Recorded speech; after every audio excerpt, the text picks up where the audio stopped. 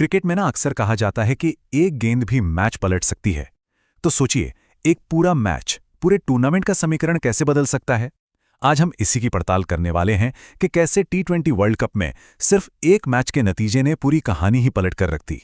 ये जो नंबर आप स्क्रीन पर देख रहे हैं, +5.35, ये कोई मामूली आंकड़ा नहीं है। ये एक टीम के जबरदस्त दबदबे की कहानी है और ये भी बताता है कि टूर्नामेंट के जो बड़े बड़े दावेदार थे ना, उनके लिए आगे की राह अब कितनी कितनी मुश्किल हो गई है। चलिए जरा इसे और करीब से समझते हैं। तो ये सारा खेल शुरू कहाँ से हुआ?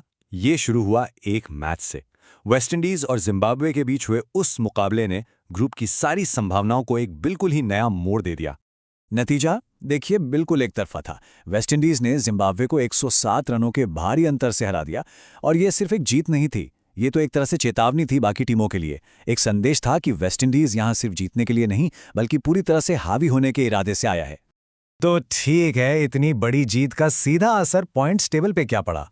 आइए देखते हैं कि कैसे इस एक नतीजे ने टेबल को आप कह सकते हैं दो अलग अलग हिस्सों में ही बांट दिया है। यहां देखिए, सबसे दिलचस्प बात है टॉप की दो टीमों और नीचे की दो टीमों के बीच का जमीन आसमान का फासला। एक तरफ वेस्टइंडीज 4 पॉइंट्स और एक कमाल के +5.35 के नेट रन रेट के साथ टॉप पर है, और दूसरी तरफ भारत और जिम्बाब्वे दोनों ही 0 पर हैं और उनका रन रेट भी बहुत ज्यादा माइनस में है। देखिए, नेट रन रेट बहुत ही जरूरी चीज है, खासकर तब जब टीमों के पॉइंट्स बराबर हो जाते हैं। ये सिर्फ आपकी जीत या हार नहीं देखता, ये देखता है कि आप कैसे जीते या कैसे हारे।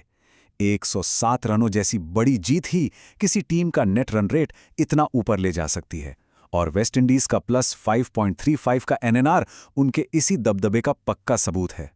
चलिए अब आते हैं इस विश्लेषण के सबसे अहम हिस्से पर।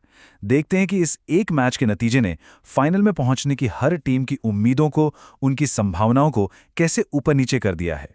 स्क्रीन पर जो ये टेबल है ना, ये इस पूरे विश्लेषण की जान है। ये 28 अलग अलग फाइनल मैच की संभावनाएं बता रही है। अगर आप ध्यान से देखेंगे तो पाएंगे कि इसमें 3 कॉलम हैं जो बता रहे हैं कि टूर्नामेंट शुरू होने से पहले क्या हाल था, फिर एक मैच के बाद क्या हुआ, और अब वेस्टइंडीज जिम्बाब्वे मैच के बाद इन आंकड़ों में कितना बड़ा फेरबदल हुआ है। चलिए कुछ सबसे बड़े बदलावों को देखते हैं। ये स्लाइड क्या कमाल का बदलाव दिखाती है। वेस्टइंडीज की एक जीत ने उनकी किस्मत कैसे बदल दी। वेस्टइंडीज और न्यूजीलैंड के बीच फाइनल होने की संभावना जो पहले 7% थी, अब बढ़ के 8.0% हो गई है।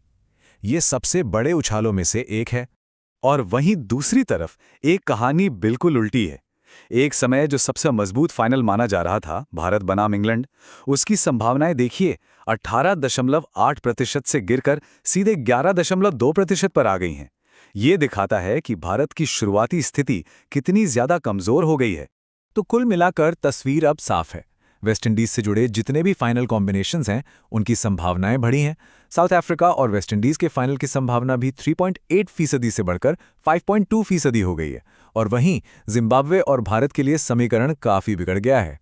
अब जरा उन टीमों पर ध्यान देते हैं जिनके लिए आगे की राह किसी पहाड़ पर चढ़ने जैसी हो गई है, खासकर भारत और जिम्बाब्वे के लिए। तो सवाल अब यही उठता है कि क्या इन टीमों के लिए वापसी का कोई रास्ता बचा भी है, या फिर खेल अब सिर्फ इन आंकड़ों के हिसाब से ही चलेगा। आंकड़े तो एक बहुत साफ कहानी बता रहे हैं।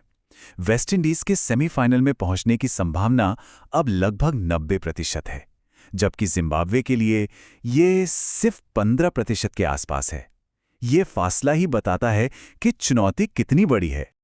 लेकिन कहते हैं ना, क्रिकेट में जब तक आखिरी गेंद ना फेंकी जाए कुछ भी हो सकता है। तो चलिए अब उस बेहद मुश्किल लेकिन तकनीकी रूप से जो संभव रास्ता है, उस पर एक नजर डालते हैं। जैसा कि यहां साफ साफ कहा गया है, वापसी का सिर्फ एक ही मंत्र है, बड़ी जीत। सिर्फ जीतना काफी नहीं होगा, बल्कि बहुत बड़े अंतर से जीतना होगा। तो ये बड़ी जीत का मतलब क्या है? पहला, अपने बाकी सारे के सारे मैच जीतो। दूसरा, उन्हें बहुत बड़े मार्जिन से जीतो। और तीसरा, ऐसा करके अपने नेगेटिव नेट रन रेट को तेजी से पॉजिटिव मिलाओ। सच कहें तो ये एक बहुत ही मुश्किल काम है। और आखिर में सवाल यही है, क्या ये आंकड़े भविष्य बताते हैं, या ये सिर्फ एक चुनौती पेश करते हैं जिसे पार किया जा सकता है। शायद इसीलिए तो क्रिकेट को ग्लोरियस अनसर्टेनिटीज यानी शानदार अनिश्चितताओं का खेल कहा जाता है।